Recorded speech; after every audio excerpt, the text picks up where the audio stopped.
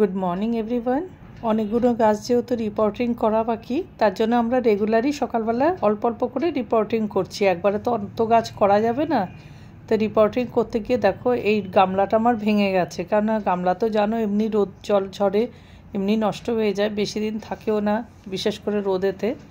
তা যেহেতু এখন গামলাটা ফেটে গেছে, অত বড় গামলাটা ফেলে দেবো না, তার জন্য এটাকে তাতাল দিয়ে ফুটো করে তার দিয়ে বেঁধে দেবো, তাহলে গামলাটা আমার অনেক দিন চলবে। এর আগেও আমি অনেক কটা এইভাবে দিয়েছিলাম, কোনোটা আবার রিপুও করে দিয়েছিলাম। যেগুলো ফেটে গেছিলো অন্য প্লাস্টিক কেটে রিপুও করে দিয়েছি। এটারও আজকে তাই করব। তোমরাও দেখেছো এর আগের ভিডিওগুলোতে আমি দিয়েছিলাম, তাতে করে আরও 2 বছর চলেছে। এমনকি টুলগুলো যে মাঝখান থেকে ফেটে গেছে সেগুলোকেও আমি রিপু করে দিয়েছি অন্য প্লাস্টিক দিয়ে তাতালের সাহায্যে। তাতে কি বলো তো অনেক দিন যায়। রিপু করার জন্য দেখো এখানে আমি একটা জলের বোতল নিয়েছি। তোমরা চাইলে শ্যাম্পুর বোতল বা যে কোনো প্লাস্টিক টাইপেরই কিছু নিয়ে নিতে পারো। যেই জায়গাটুকুতে আমার লাগবে ততটুকুই আমি সাইজ করে এখানে কেটে নিয়েছি। এবার তাতালটার সাহায্যে আমি অল্প অল্প করে হিট দিয়ে দিয়ে ওই জায়গাটাকে প্লাস্টিকটাকে বসাবো। পুরো প্লাস্টিকটা চারিদিকটা যখন ভালো মতন বসে যাবে, মাঝখান দিকে আমি প্লাস্টিকটাকে গলিয়ে দেবো তাতারের সাহায্যে। তাহলে দেখবে একবারে এইটাও যেহেতু গামলাও প্লাস্টিক, আমি যেই জিনিসটা নিলাম বোতলটা সেটাও প্লাস্টিক, পুরো একসাথে মিশে একদম পুরো একটা টাইট হয়ে যাবে। মানে কি বলতো, ওখান থেকে আর জলই পড়বে না, আর ওটা আরও লংজিভিটি বেশি হয়। আজকে এটাকে রিপোর্টিং করে দেখো বসিয়ে দিলাম। এই যে রিপুটা করেছি, লেমন গ্রাসটা ওর মধ্যে বসিয়ে দিয়েছি, কেন প্রচুর শেকড় বেরোয় তো। সবেদাগুলো সব বিড়ালে খেয়ে নিচ্ছে। একটা সবেদা তো দেখি দাঁত বসিয়ে দিয়েছে। এই দেখো এটা তুলে নিলাম। কি করব, কাঁচা অবস্থায় তুলে নিতে হচ্ছে, বাড়তেও পারছে না।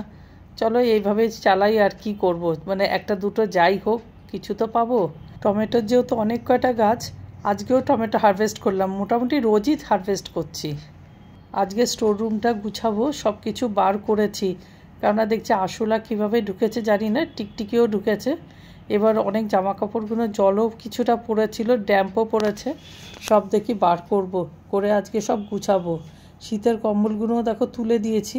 আর যেহেতু এখন এক্সিবিশনে আজ 2 বছর ধরে যাচ্ছে না, জামা কাপড়গুলো প্রচুর রয়ে গেছে। এবার স্টকও ক্লিয়ার করতে পারছি না, কোথায় বিক্রি করব কি করব বুঝতেও পারছি না। এই স্টকগুলো কাটানোর জন্য দেখি এরপরে এক্সিবিশনগুলো করব। না হলে কি বলতো, এগুলো তো পরে পরে নষ্ট হবে না, আর জামা কাপড় তো বেশি বছর থাকে না।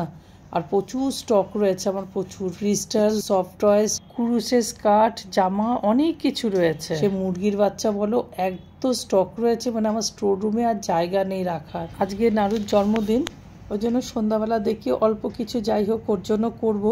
কেন 2 মেয়েও বাড়ি নেই, আমাদের খাবারও সেরকম লোক নেই, ওই জন্য অল্পই যাই হোক কিছু করব। গার্লিক পটেটো করব, তার জন্য আমি আলুটাকে এইভাবে লম্বা লম্বা করে কেটে নিয়ে একটু বয়েলটা দিয়ে নিলাম, তাতে করে ভাজার সময় অতটা অসুবিধা হবে না। এর মধ্যে দিয়ে দেবো অরিগানো, চিলি ফ্লেক্স, নুন, কর্নফ্লাওয়ার আর একটু ময়দা।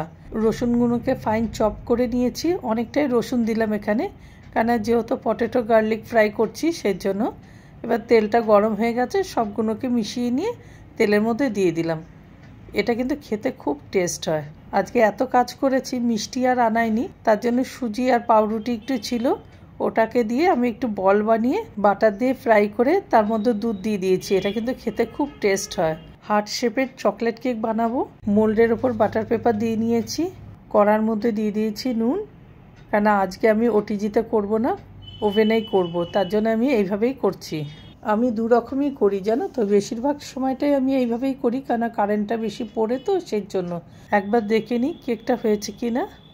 হ্যাঁ, পুরো হয়ে গেছে। দেখো গায়ে যেহেতু লাগিনি, তার মানে আমার কেকটা পুরো হয়ে গেছে।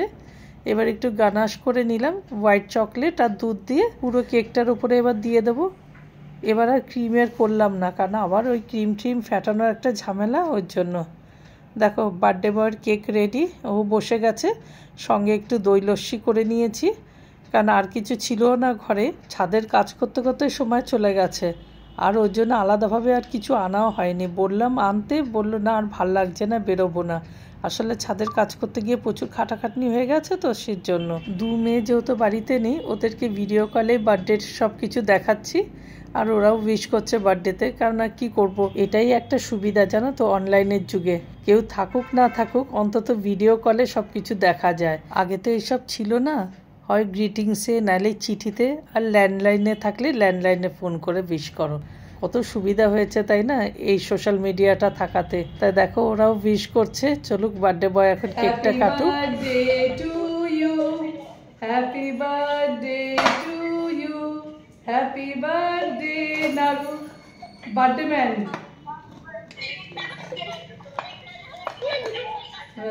হাত দিয়ে ওদেরকে দেখতে তোরা খা। এই দেখ ধোয়া উঠছে এখন। দেখেছিস এটা, দেখেছিস? এই যে ছোট মেয়ের কলেজে ফাংশন হচ্ছে, ওই জন্য ব্যাকগ্রাউন্ডে প্রচুর আওয়াজ আসছে। তোমাদের কেমন লাগলো সাজানোটা অবশ্যই বলো, কেন বাইরের থেকে তো কিছু আনাইনি, যা ছিল ঘরে সেই সব দিয়ে করেছি। কি বলতো, এগুলো ছোট ছোট মেমোরিগুলোও থেকে যায় আর ছোটোখাটো খুশিগুলোও পাওয়া যায়। কেন এইসব খুশি কিন্তু টাকা দিয়েও পাওয়া যায় না। দেখো বাড়িতে যারই জন্মদিন হোক, আমি কিন্তু কেকটা বাড়িতেই বানাই, আমি কিন্তু কখনো মার্কেট থেকে কিনি না, জানো তো। কেন আমি যেন সেই টেস্টটা পাই না বাড়ির যে কেকটা বানাই। কেন আমার কেকটা যেন আমার বেশি টেস্ট লাগে। আমি কেন, আমাদের বাড়ির সবাই। ভিডিওটা এখানেই শেষ করছি। আশা করি তোমাদের খুব ভালো লাগলো। একটা কমেন্ট করে দিও, পারলে একটু শেয়ার করো। যারা নতুন তারা সাবস্ক্রাইব করো। সবাই ভালো থেকো, সুস্থ থেকো। Bye everybody. আবার আসছি আরেকটা ব্লগে।